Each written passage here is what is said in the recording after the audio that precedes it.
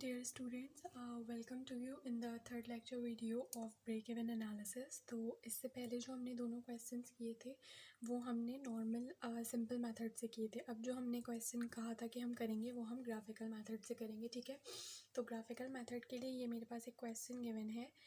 A company planning to manufacture webcams has to decide on location of the production facility. 3 locations are being considered: Hyderabad, Bangalore and Chennai.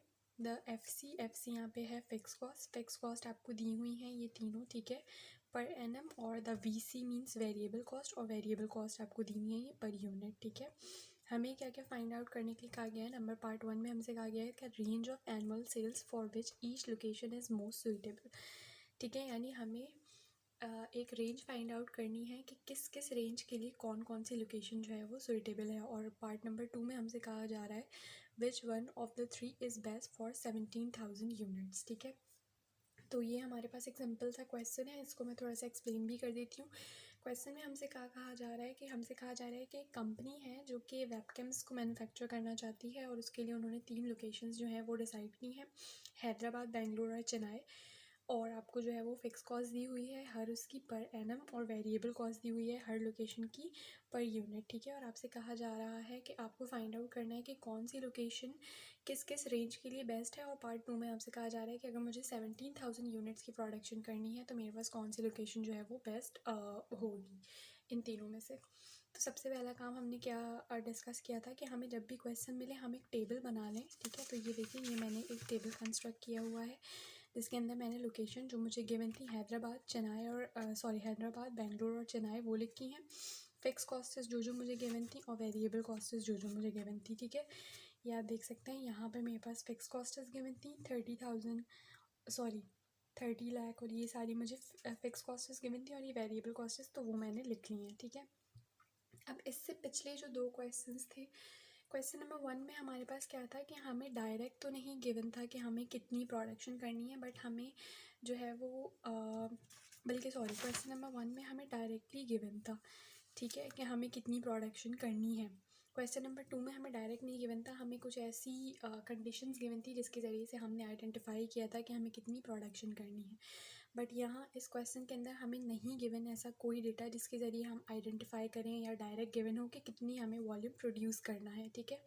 तो हमने assume कर लिया कि हमारा जो प्रोडक्शन वॉल्यूम है वो कितना है, x यूनिट पर एनम है, सही। उसके बाद हमारा नेक्स्ट स्टेप क्या होता है कि हम हर लोकेशन के लिए टोटल कॉस्ट लिखते हैं। टोटल कॉस्ट क्या होती है? टोटल कॉस्ट होती है मेरे पास fix cost plus variable cost, ठीक है। तो ये देखिए, फिक्स कॉस्ट ये रही मेरे पास। हैदराबाद के लिए अगर मैं लिखूँ तो फिक्स कॉस्ट जो मुझे गिवन थी प्लस वेरिएबल कॉस्ट। तो वेरिएबल कॉस्ट मेरे पास क्या होती है? वेरिएबल कॉस्ट मेरे पास होती है number of units into unit variable cost. तो मेरे पास नंबर ऑफ़ यूनिट्स कितने हैं? x हैं, और यूनिट वेरिएबल कॉस्ट मेरे पास हैदराबाद के लिए कितनी गिवन है? 300 गिवन है, ठीक है। इसी तरह मैंने बेंगलोर के लिए टोटल कॉस्ट लिखी, तो ये उसकी fix cost plus variable cost. और वेरिएबल कॉस्ट में ये मेरे पास कौन सी कॉस्ट है? ये मेरे पास यूनिट वेरिएबल कॉस्ट गिवन है, और ये यूनिट जितने हैं मुझे प्रोड्यूस करना है। और इसी तरह से फिर मैंने चेन्नई की जो है ये fix cost plus variable cost लिख ली है, ठीक है। तो ये हमने सबसे पहले इक्वेशंस लिखनी। अब क्योंकि ये ग्राफिकल मेथड है तो ग्राफिकल मेथड को सॉल्व करने के लिए हमारे पास कोई से 2 पॉइंट्स होने लाजमी चाहिए ताकि हम ग्राफ कंस्ट्रक्ट कर सकें। तो हमने क्या किया कि हमने एक जो x लिया वो 5,000 यूनिट्स ले लिया, और जो दूसरा x लिया वो हमने 20,000 यूनिट्स ले लिया, ठीक है। और उसके बाद फिर हमने पहले 5,000 यूनिट्स के लिए हैदराबाद की कॉस्ट फाइंड आउट करी, फिर बेंगलोर की कॉस्ट फाइंड आउट करी, और फिर चेन्नई की, एंड देन फिर 20,000 यूनिट्स के लिए हैदराबाद की कॉस्ट फाइंड आउट करी, फिर बेंगलोर की, और फिर चेन्नई की। किस तरह से करेंगे आई होप आप लोग को पता होगा, बट मैं फिर भी बता देती हूँ कि जब मुझे हैदराबाद की टोटल कॉस्ट निकालनी है फॉर 5,000, तो यहाँ पे x की जगह मैं क्या रख दूँगी? 5,000। इसी तरह जब मुझे बेंगलोर की निकालनी है तो x की जगह 5,000, और फिर चेन्नई पे x की जगह 5,000। और फिर जब मैं 20,000 यूनिट्स के लिए निकाल रही होंगी तो हैदराबाद में यहाँ x की जगह मैं 20,000 रखूँगी, दैन फिर यहाँ बेंगलोर के लिए 20,000, और फिर चेन्नई के लिए 20,000। तो ये देखिए, ये मेरे पास जो है वो 5,000 और 20,000 यूनिट्स पे कॉस्ट आ चुकी है। तो ये कॉस्ट जो है वो हमें ग्राफिकली अब कंस्ट्रक्ट करनी होगी, ठीक है। तो हम क्या कर लेते हैं कि हम अगर इन कॉस्ट्स को देखें कि कितनी कितनी है, तो ये मेरे पास 45 लाख है, ये 60 लाख है, और ये 42.5 लाख आ रही है, ठीक है। और ये 90 लाख एंड देन 95 लाख। तो अब हमें क्या करना होगा? हमें ग्राफ कंस्ट्रक्ट करना होगा। तो हमने यहाँ पे एक ग्राफ जो है वो कंस्ट्रक्ट किया है। इसको मैं आप लोगों को एक्सप्लेन भी करती हूँ कि मैंने किस तरह से इस ग्राफ को जो है वो कंस्ट्रक्ट किया है। देखिए, हमने जब इंट्रोडक्टरी पार्ट देखा था तो हमने देखा था कि जो भी हमारे पास कॉस्ट होती है वो कौन से एक्सिस पे आती है, वाई एक्सिस पे आती है। तो हमने टोटल कॉस्ट ले ली है इन लैख, ठीक है। और टोटल कॉस्ट मेरे पास अगर मैं देखूँ तो मैक्सिमम कितनी आ रही है, 95। ये देखिए 95 तक आ रही है। तो मैंने वाई एक्सिस को कितना ले लिया, 100 तक ले लिया, ठीक है।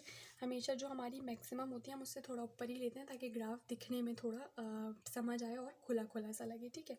उसके बाद फिर एक्स एक्सिस पे मैंने वॉल्यूम लिया हुआ है यूनिट्स पर एनम में। तो मेरा जो वॉल्यूम था मैक्सिमम वो कितना था, 20,000 यूनिट्स, ठीक है। तो आप चाहें तो आप ग्राफ को जो है वो यहाँ 25 तक भी रख सकते हैं, लेकिन मैंने यूँ ही बस इसको 30 तक रख लिया, ठीक है, ताकि एक वो मतलब राउंड ऑफ सी फिगर लगे, ठीक है।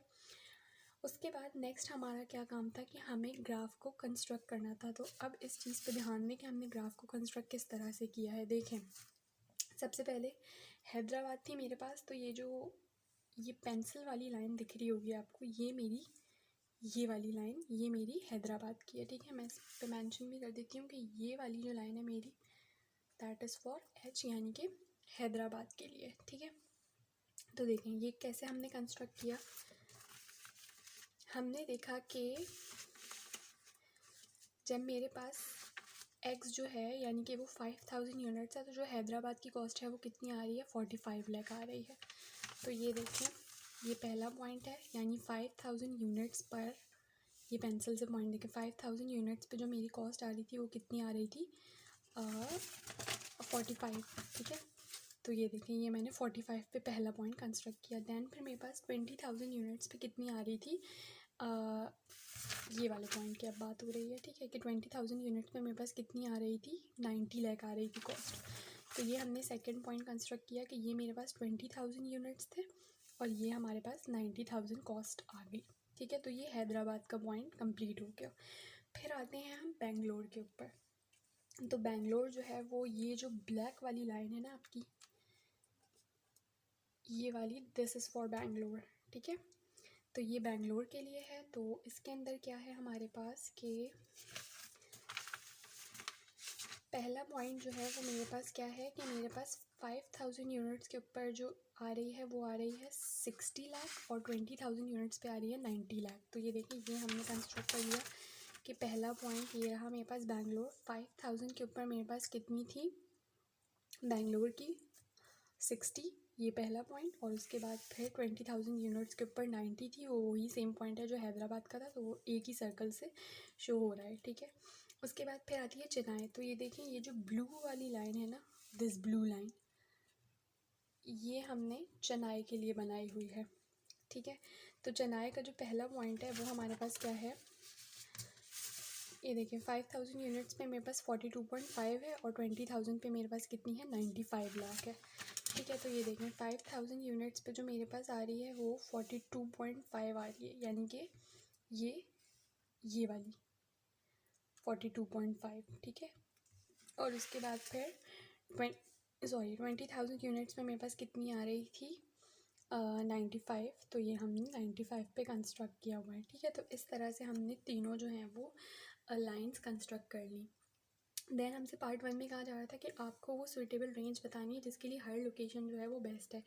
तो हमने क्या बात डिस्कस करी थी, हमने ये बात डिस्कस करी थी कि जो लाइन इंट्रोडक्टरी पार्ट में हमने ये बात डिस्कस करी थी कि जो लाइन सबसे नीचे होगी वही हमारे लिए बेस्ट होगी। तो अगर मैं सबसे पहले इस रीजन को देखूं, इस रीजन को, तो इसमें जो मेरे पास यहाँ तक आ रही है सबसे नीचे, वो ब्लू वाली लाइन आ रही है, ब्लू वाली आ रही है, ठीक है। तो वो ब्लू वाली लाइन किसके लिए थी, चेन्नई के लिए। तो ये मैंने यहाँ पे इस रीजन तक के लिए लिख दिया CH, that is for Chennai.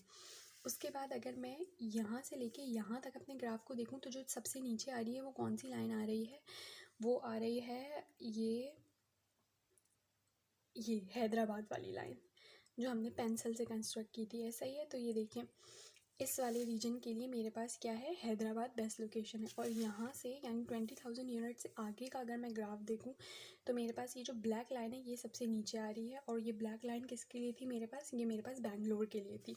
तो हमने लिख दिया BA, यानी कि इसका क्या मतलब है कि अगर मुझे 10,000 यूनिट्स तक की प्रोडक्शन करनी है तो उसके लिए मेरे पास चेन्नई बेस्ट लोकेशन होगी। अगर 10 से लेकर 20,000 यूनिट्स तक के अंदर अंदर मुझे प्रोडक्शन करनी है तो उसके लिए मेरे पास बेस्ट लोकेशन हैदराबाद है, और 20,000 से फर्दर के लिए मेरे पास कौन सी बेस्ट लोकेशन है, बेंगलोर है। ठीक है, तो ये हमारा पार्ट 1 जो है वो कंप्लीट हो चुका है। देन पार्ट 2 में हमसे कहा जा रहा था कि 17,000 यूनिट्स अगर मुझे प्रोड्यूस करनी है तो उसके लिए कौन सी लोकेशन बेस्ट है। तो देखिए 17,000 यूनिट्स मेरे पास कहाँ इस रेंज में लाई करेंगे ना, 10,000 से 20,000, यानी 15,000 ये ना यहाँ कहीं 17,000 लाई करेगा।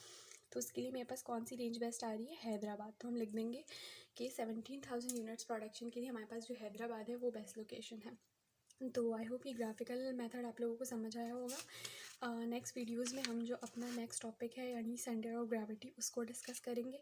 तो अगर इसमें आपको कोई भी कन्फ्यूजन है आप मुझसे कमेंट सेक्शन में लाजमी पूछिए, अपने फ्रेंड्स के साथ शेयर करिए, चैनल को सब्सक्राइब करिए, वीडियो को लाइक करिए।